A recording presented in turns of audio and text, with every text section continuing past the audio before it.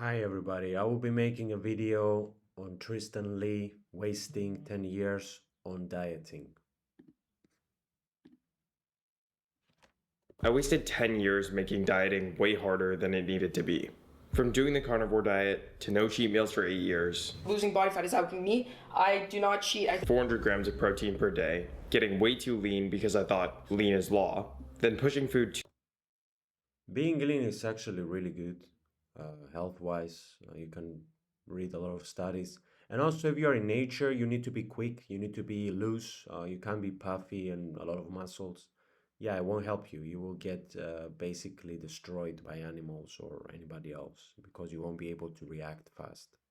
too high because I thought eat big to get big, right? For a long time, no matter what diet I followed, there was always another extreme pulling me in the opposite direction. So after 10 years of making these There's not such a thing as diets. We make diets by our minds. With our minds, we make, oh, I gotta eat this, I gotta eat that, I gotta eat that. There's only real diet and human diet, and there's everything else. dieting mistakes, I've realized that there are only 10 things that actually matter. 1. Carbs are the enemy.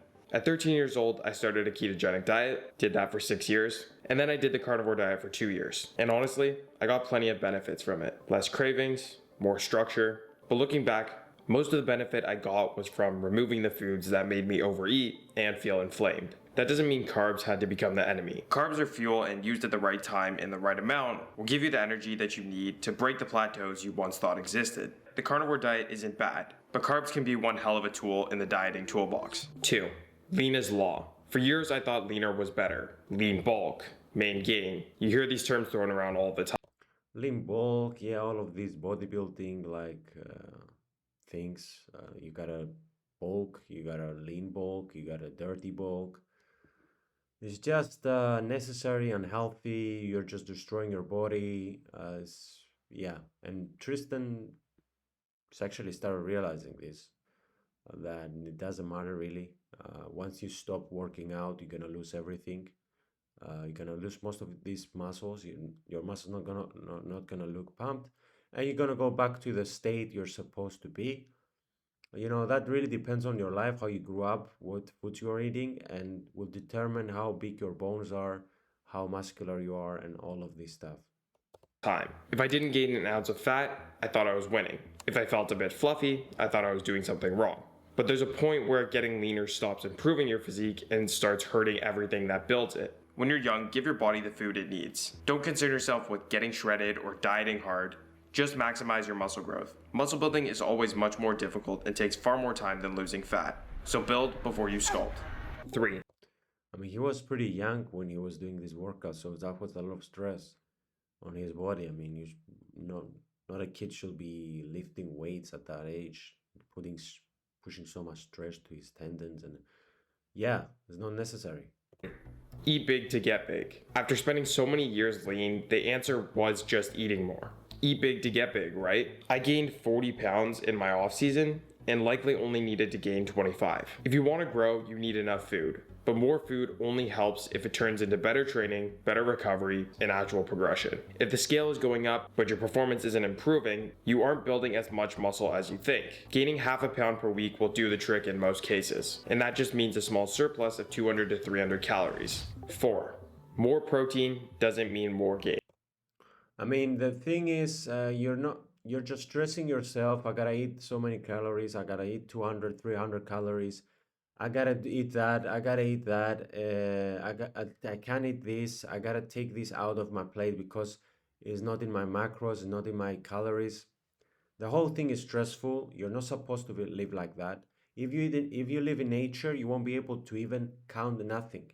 You'll be trying to survive and find food. So all of these are man-made, of course, and yeah, it doesn't make sense at all. Gains. At one point, I was eating 400 grams of protein per day, and the only person who gained from it was my plumber fixing my toilet every weekend. Yeah, pretty much. I mean, it was unnecessary. Your body didn't want to, I mean, it couldn't process all of this protein. So, yeah, it makes sense.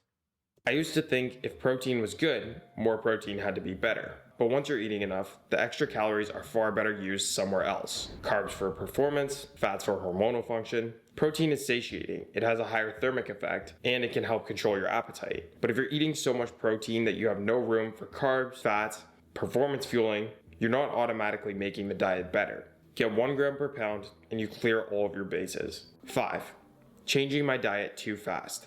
My diet needed time to work. 1 bad weigh-in, change the calories. 1 flat workout, add in carbs. But your body doesn't adapt as fast as your emotions change. A single day can't tell you much. The trend will tell you everything.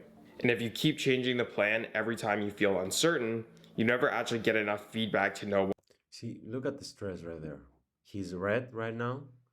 He's stressing so much. I mean, that's not natural, guys. Come on. Like, you can see it.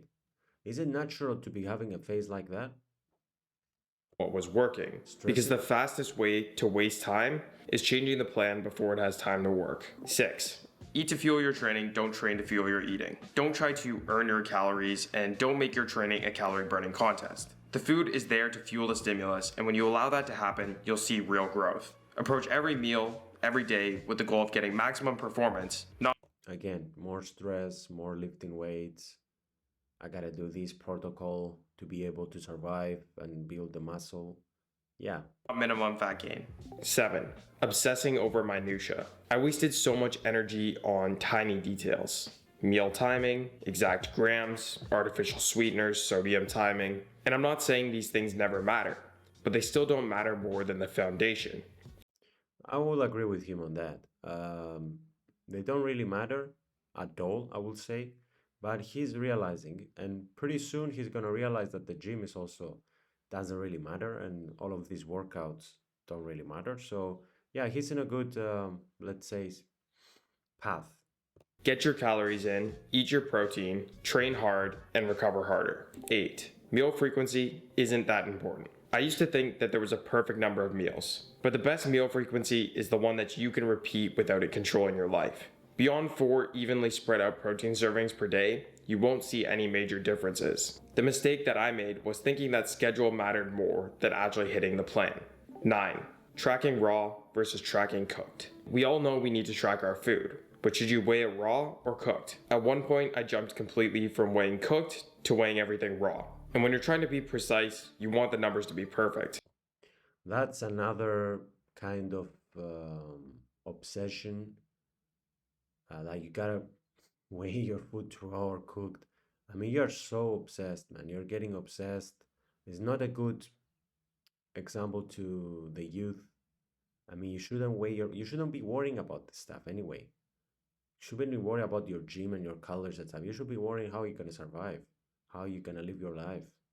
That doesn't really benefit anybody. Once you stop the gym, once you stop all these diets, nothing is gonna matter. And also, it doesn't really take only to do this to reach the body you want of the inflamed muscles. You gotta take some Skittles as well.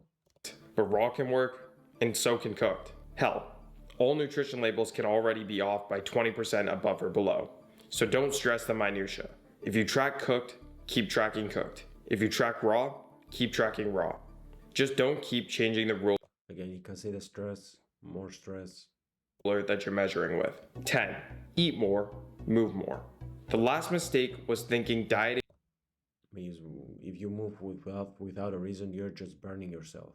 You gotta move with reason. always had to mean eating less and less, moving more and more. That works for a while. I mean, if you eat less and less, you don't have something to burn, so you're just burning whatever you have. Until you're flat, tired, hungry, dragging through your workouts, and trying to survive on the lowest amount of food.